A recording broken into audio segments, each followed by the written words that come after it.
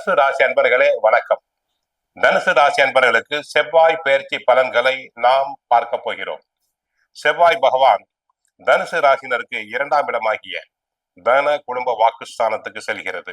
5ஆம் இடமாகிய பஞ்சமஸ்தானத்திற்கும் விரயஸ்தானத்துக்கும் உரியவர் செவ்வாய் பகவான். செவ்வாய் ஜனவரி 14ஆம் தேதியில் இருந்து பிப்ரவரி 20ஆம் தேதி வரை மகர ராசியில் உச்சமடைகிறார். 2ஆம் இடமாகிய தன குடும்ப வாக்குஸ்தானத்துக்கு செல்வதால் நன்மைகள் குறையும். பேச்சில் சூடு பறக்கும், அக்னி பறக்கும். சூடான பேச்சு, கடன் தொந்தரவு உண்டாகும். குடும்பத்தை பொறுத்தவரை கணவன் மனைவி இடையே ஒற்றுமை குறையும். பேச்சில் கவனம் தேவை. அனாவசிய பேச்சுகளை தவிர்த்தல் வேண்டும். பேச்சில் உஷ்ணம் அதிகரிப்பதால் ஒருவரை ஒருவர் விட்டு கொடுத்து செல்லுதல் வேண்டும்.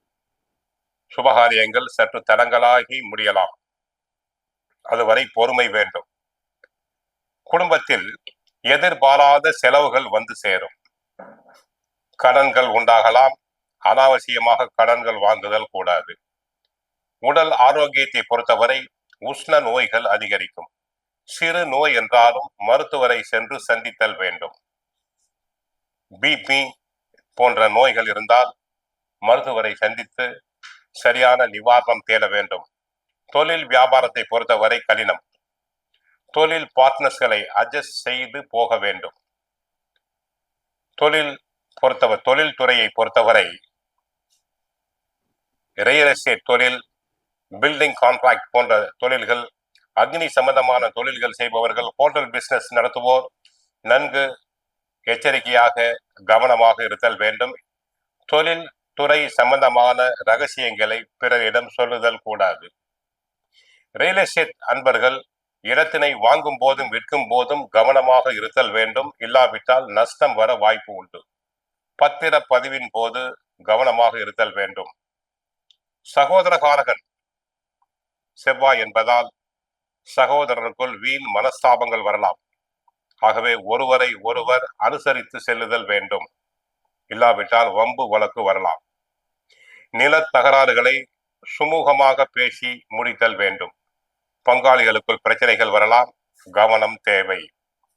விவசாயத்தை பொறுத்தவரை விவசாயம் சம்பந்தப்பட்ட கிரகம் செவ்வாய் என்பதால் விவசாயத்தில் எச்சரிக்கை தேவை. பயிர்கள் எதிர்பார்த்த அளவுக்கு செழிக்காது, மகசூல் அதிகரிக்காது. விவசாயத்தை பொறுத்தவரை தங்களுக்கு எதிர்பார்த்த அளவுக்கு பண வரவுகள் வருவதில் சிரமம்தான்.